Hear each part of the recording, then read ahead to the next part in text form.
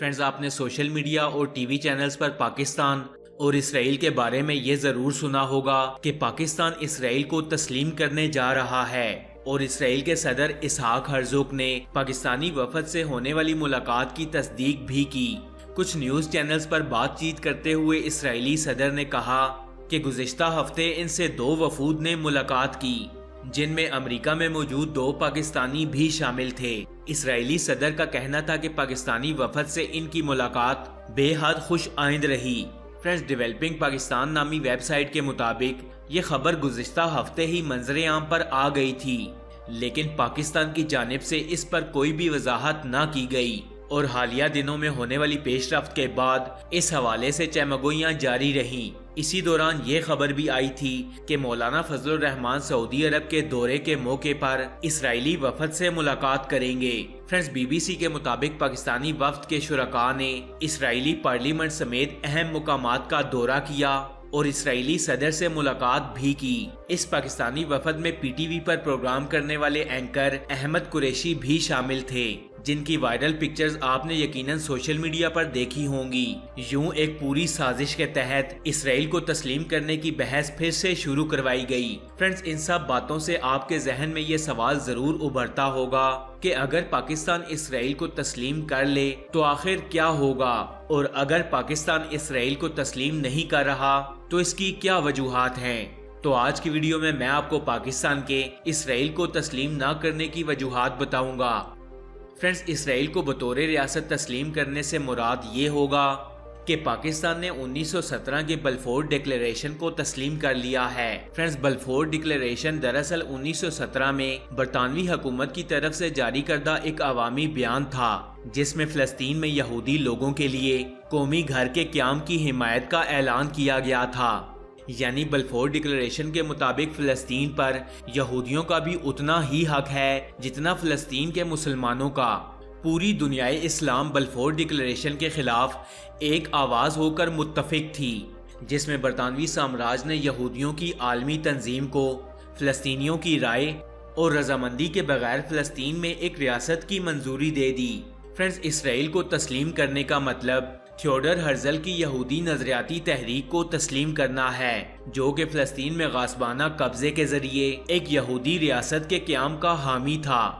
Friends, تھیوڈر Herzl کی کتاب، جس میں الگ یہودی ریاست اور یہودیوں کے قومی اور نظریاتی مقاصد درج ہیں، ان مقاصد کے مطابق یہودیوں کو دوبارہ اجاگر اور مضبوط کرنا، فلسطین میں یہودی آبادکاری کو فروغ دینا، مضبوط حکومتوں کے ساتھ روابط بنانا تاکہ اسرائیل کی تخلیق اور فلسطین کے خاتمے کا مقصد پورا ہو۔ فرینڈز، پاکستان کے بانیان اپنے عہد کے منجے ہوئے قانون دان اور بلند پایہ مفکرین تھے، جیسا کہ قائد اعظم محمد علی جناح، علامہ محمد اقبال اور نوابزادہ لیاقت علی خان۔ ان لوگوں نے بلفور ڈکلیریشن اور مڈل ایسٹ میں پیدا ہونے والے دیگر سیاسی اور جاسوسی محرکات کا بہت اچھے سے مطالعہ کیا۔ یہ لوگ عالمی اور علاقائی معاملات کے مانے ہوئے لیڈرز تھے۔ یہ کیئرفل آئینی اور قانونی سٹڈی کے بعد اس نتیجے پر پہنچے کہ اسرائیل ہر اعتبار سے ایک غیر قانونی ریاست ہے، اس لیے اس کو کسی صورت بھی تسلیم نہیں کیا جانا چاہیے۔ لہٰذا اگر پاکستان اسرائیل کو آج تسلیم کرتا ہے تو ہم اپنے بانیان کی بصیرت کی مخالفت کریں گے، اور اس بات کو ثابت کریں گے کہ عالم اسلام کے ان عظیم مفکرین اور رہنماؤں نے اسرائیل کے معاملے پر غلط موقف اپنایا تھا۔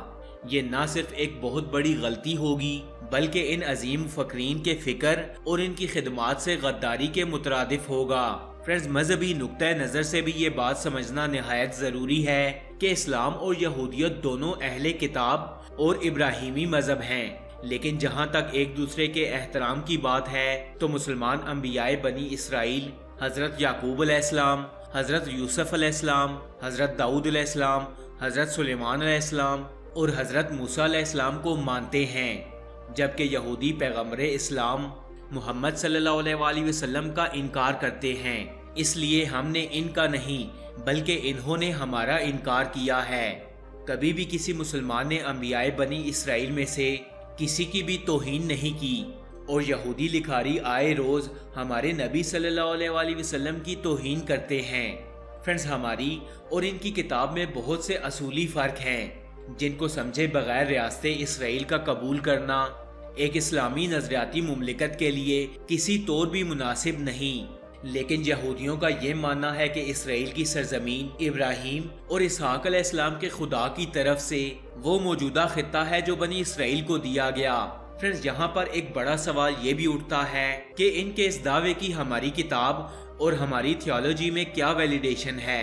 یہ باتیں طے کیے بغیر ایک اسلامی نظریاتی مملکت میں بھلا کس طرح کوئی فیصلہ کیا جا سکتا ہے؟ فرینڈز، اگر مزید گہرائی میں اتریں تو یہودیوں اور مسلمانوں میں اینڈ آف ٹائم کے متعلق بھی بالکل متصادم نظریات پائے جاتے ہیں، جن کو دونوں جانب سے ان دو ریاستوں سے بھی منسلک کر کے بیان کیا جاتا ہے۔ مسلمانوں میں بیت المقدس کو جو مقام حاصل ہے، ریاست اسرائیل اس کو عملاً مسترد کرتی ہے، جس کا واضح ثبوت بیت المقدس کو یک طرفہ طور پر یہودیوں کا دارالحکومت بنانا ہے۔ بیت المقدس کا ہر قیمت پر تحفظ کرنا ایک اسلامی ریاست کی ذمہ داری بنتی ہے۔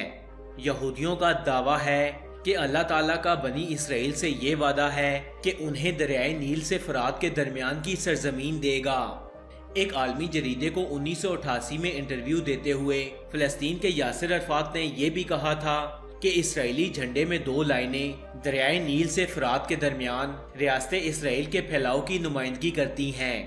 سوال یہ اٹھتا ہے کہ ایسا نظریہ رکھنے والی ریاست کو ایک اسلامی نظریاتی ریاست کیسے تسلیم کر سکتی ہے؟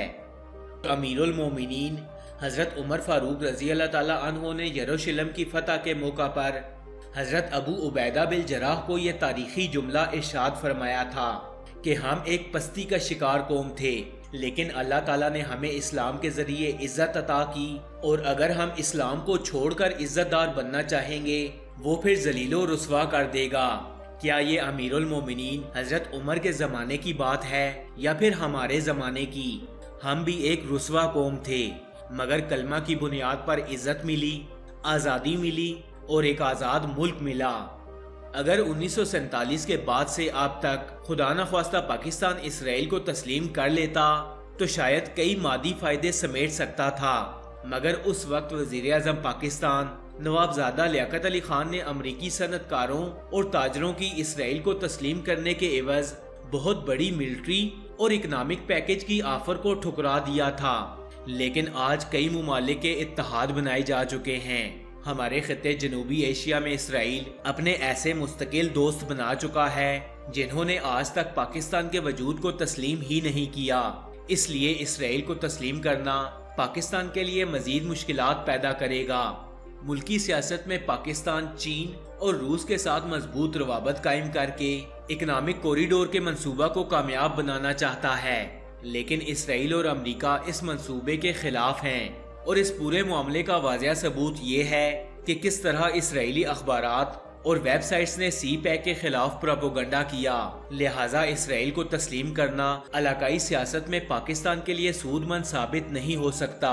فرینڈز، اسرائیل کو تسلیم کرنا اسرائیل کے مظالم کو تسلیم کرنا ہوگا، جبکہ یہودی شر پسندوں نے ہزاروں فلسطینیوں کو بے دردی سے شہید کیا اور لاکھوں کو تقریباً نقل مکانی کرنے پر مجبور کیا، اور سینکڑوں قصبے، شہر اور گاؤں خالی کروا کر ملیا میٹ کر دیے۔ موجودہ حالات میں اسرائیل کو تسلیم کرنا بیت المقدس کو اسرائیل کا متحدہ دارالحکومت کے دعویٰ کو ماننا ہے۔ یہ ایک ایسا دعویٰ ہے جس کو عالمی طور پر بالخصوص اقوام متحدہ کی قرارداد 303 میں بھی رد کر دیا گیا تھا۔ یہ مفروضہ غلط ہے کہ اسرائیل کو تسلیم کرنے سے پاکستان کو ہر قسم کی تھریٹس ختم ہو جائیں گی، خاص کر سائبر سیکیورٹی میں۔ اسرائیل کو تسلیم کرنے کے بعد بھی پاکستان کو اسرائیل سے سائبر سیکیورٹی تھریٹس قائم رہیں گی، جیسا کہ بھارت کو تسلیم کرنے کے باوجود تاریخی، مذہبی اور نظریاتی اختلافات کے باعث بھارت پاکستان میں کراس بارڈر دہشت گردی کروانے سے باز نہیں آیا۔ لہٰذا اس بات کی بھی کوئی توقع نہیں کہ اسرائیل کے ساتھ ہمارے تاریخی، مذہبی اور نظریاتی اختلافات کے باعث اسرائیل اپنے گناؤنے عزم سے باز رہے گا۔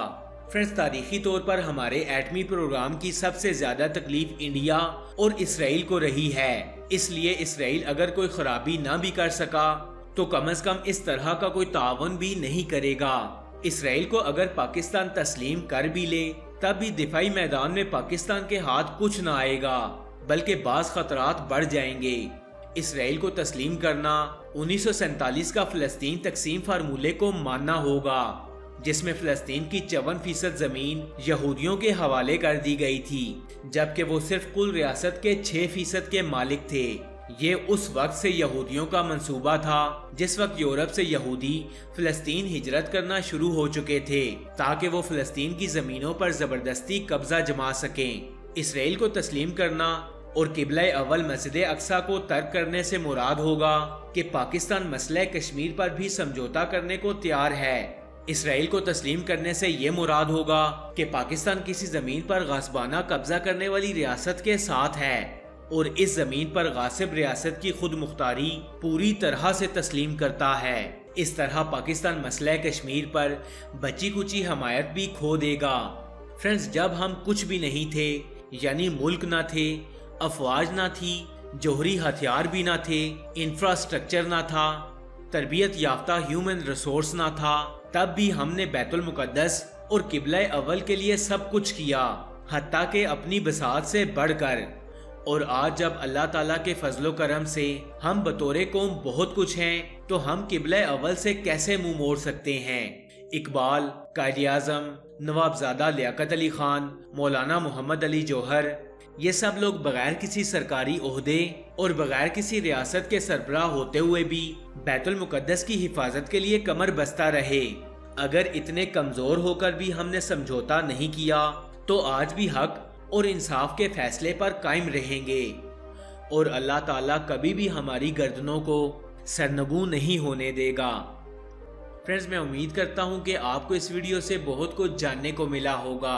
ایسی اور انفارمیٹیو ویڈیوز دیکھنے کے لیے سٹوری فیکٹس چینل کو سبسکرائب کر لیں اور ساتھ میں لگے بیل آئیکن کو بھی پریس کریں تاکہ مزید آنے والی ایسی انفارمیٹیو ویڈیوز کا نوٹیفیکیشن آپ کو مل سکے۔